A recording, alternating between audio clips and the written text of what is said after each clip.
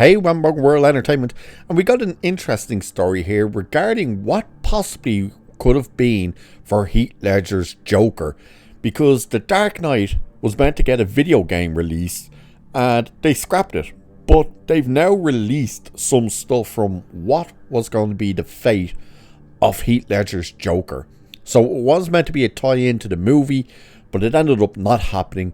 But they've now released the images and a bit of a video or something on this whole thing for what we would have seen. So let's have a look at it, because it is interesting, because we do know, even though this article says that we didn't know, but we did know, because Christopher Nolan did later talk about that we were meant to see small cameos from Joker in Dark Knight Rises.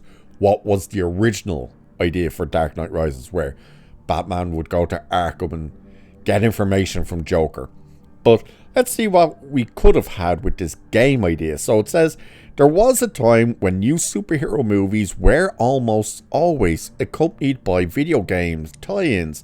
Some of those were good, like Spider-Man 2, X-Men Origins Wolverine, while most were terrible, like Catwoman and Iron Man.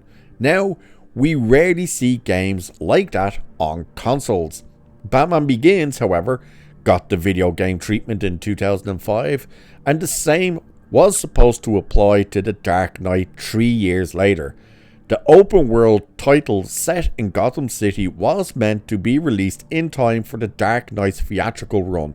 Pandemic asked EA for more time, but when they couldn't get it finished in time for the DVD's debut, the game was scrapped. Heath Ledger died months before The Dark Knight arrived in theaters in 2008.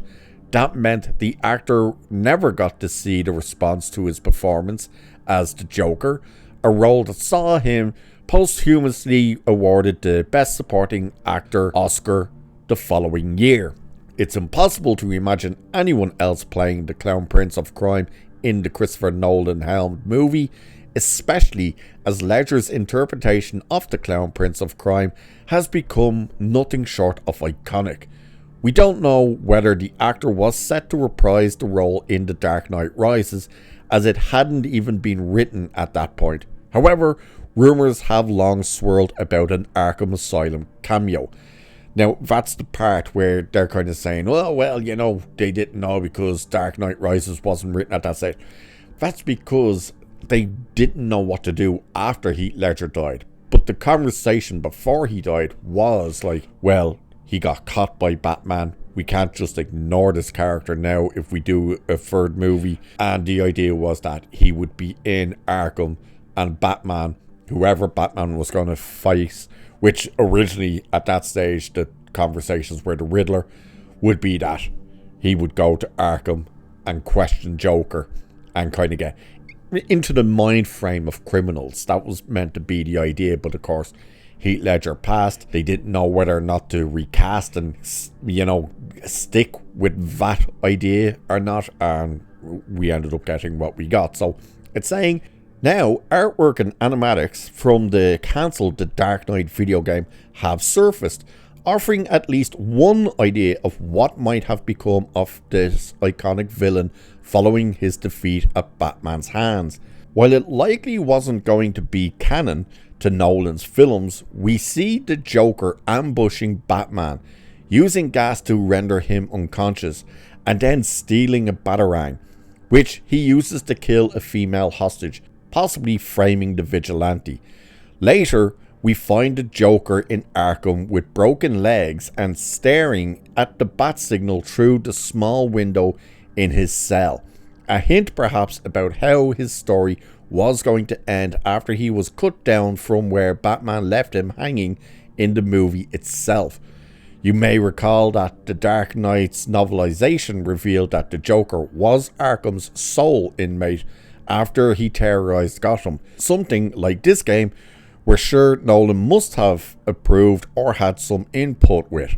This ending may have been a scrapped post-credits scene or alternate ending, for example. I highly doubt that.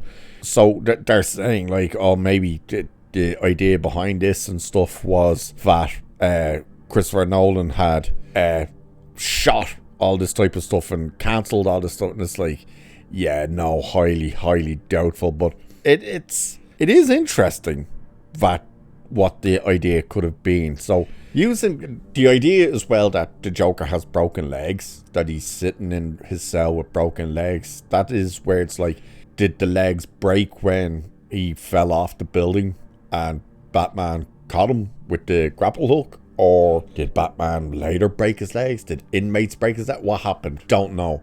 You know, that's the thing, maybe the cops broke his legs in retaliation and stuff. Don't know.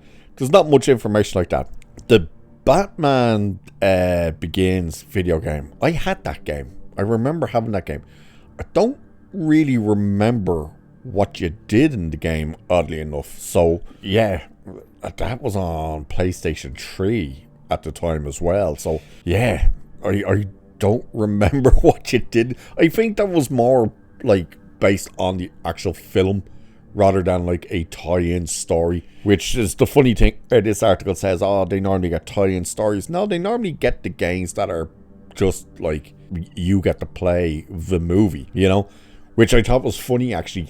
I'm sure a lot of you guys did this as well when Revenge of the Sith was coming out. I remember they released the Revenge of the Sith game and you buy it and it came out before the movie, and all of a sudden you realised, hang on, this is spoiling the movie because they had cut into the game actual scenes from the movie. And I remember getting like halfway into it and I was like, I better stop playing this or I'm going to end up spoiling the bloody movie for myself. It really was like, I don't want to see how Darth Vader becomes Darth Vader through a bloody game. I want to see that in the movie. And you stopped and, you know, they kind of did that screw up, of course, with the Phantom Menace and the album. Remember that when they put it out and one of the track names was Qui-Gon's funeral?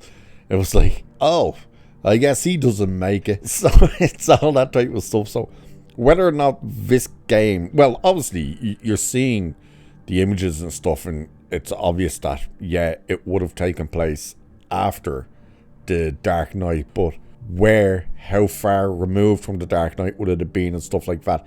There doesn't seem to be much of that type of information, which is interesting. I think it could have been more interesting had they had the actual story of what exactly we would have gotten. But either way, it could have been interesting, and yeah, would it have tied into what originally would have been what ended up becoming The Dark Knight Rises? I don't know.